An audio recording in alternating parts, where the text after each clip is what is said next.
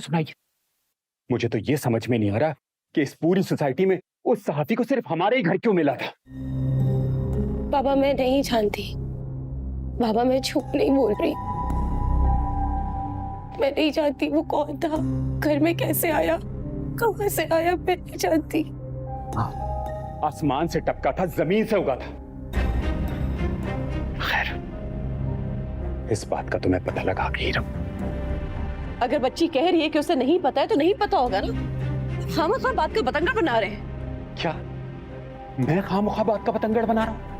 आज ये काम हुआ है, कल इससे बड़ा काम हो सकता है।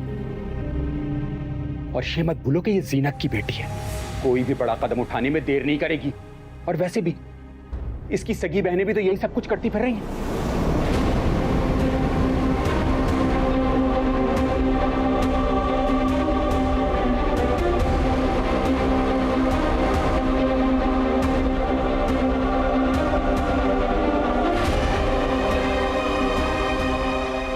आप एक ही बार उसे जान से क्यों नहीं मार देते?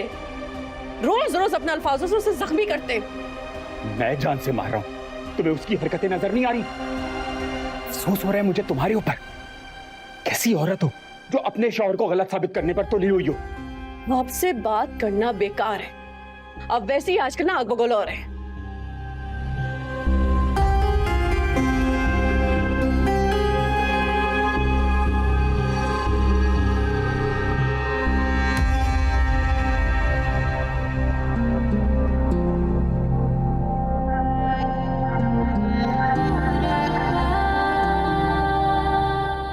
हर वक्त माँ और बहनों के ताने ही मिलते रहते हैं मुझे।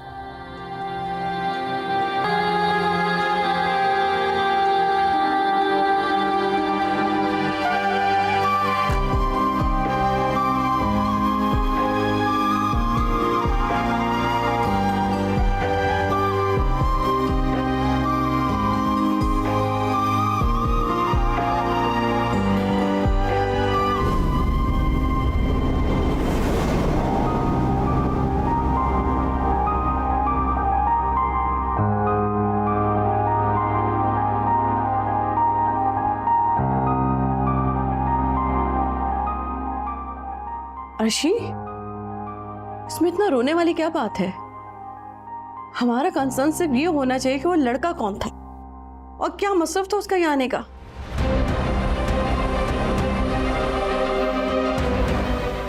क्या है ये? आप पढ़े।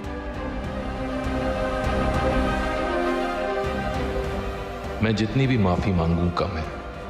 मुझे पता है इस तरह किसी के घर घुसना और ख़ास तौर पर किसी लड़की के कमरे में घुस आना बहुत ही ऑकवर्ड है, पर यह सारा कुछ लाइल्मी में हुआ।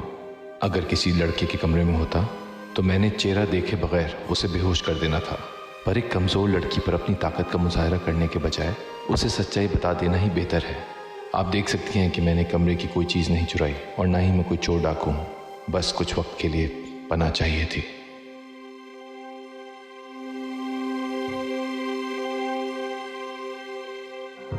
मम्मी, मैं तो हैरान हूँ इस बात पे, लड़की इतनी मजबूत कैसे सईद को पीट डाला। अल्लाह बेड़ा फर्क करे इसका।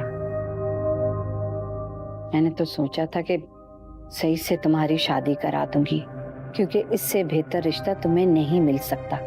इसीलिए तो पप्पू को बुलाया था, लेकिन सारा काम उस लड़की ने चौपट कर दिया।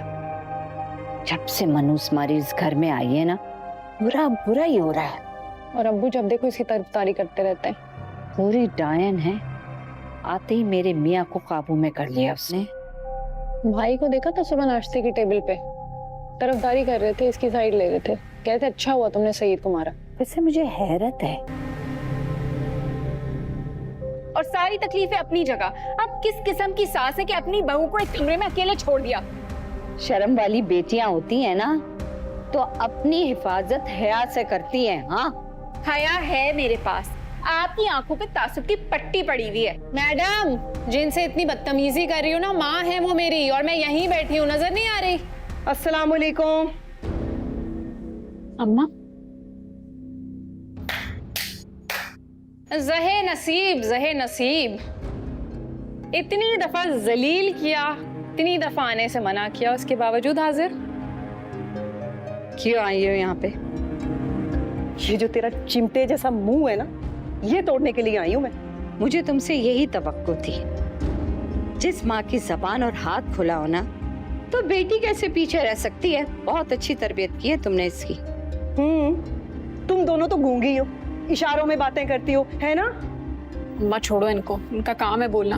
भाई को कॉल करें जरा, उनको कहें ये जो कारनामा सर अंजाम दिया इसका रोप तो चेक करें घर आके। ए चूया तू अपने अंजाम की फिक्र कर। तेरी उम्र की लड़कियां ना 4-4 बच्चों की माएं बन गई हैं और तुम यहाँ बैठी हो फसाद डलवाने के लिए। बहुत बेगैरत बेशर्म औरत हो तुम। मेरे ही घर में खड़े होकर हमें बातें सुना रही हो तुम। अरे बस, ये जिस घर और दौलत पे शौकी हो रही हो ना, ये जहेज में नहीं लाई तू। दुआ दो अपने मरहूम ससुर को कि तुम्हारे लिए छोड़ गए। औकात से ज्यादा मिल गया ना, इसलिए।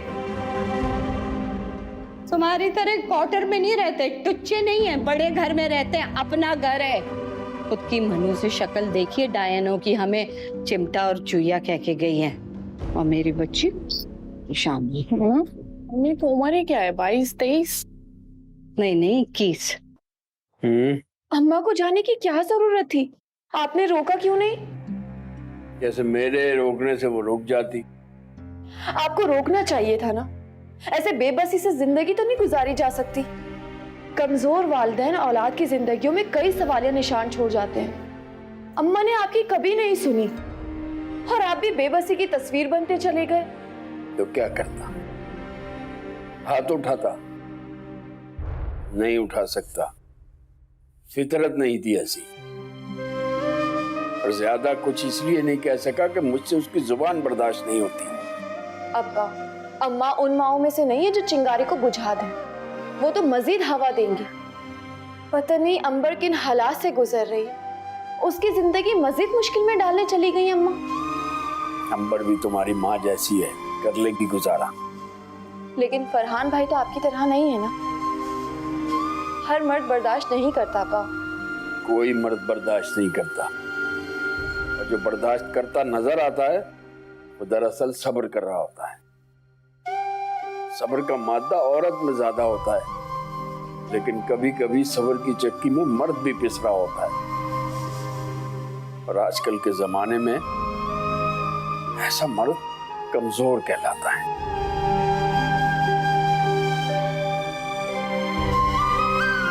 ये लो।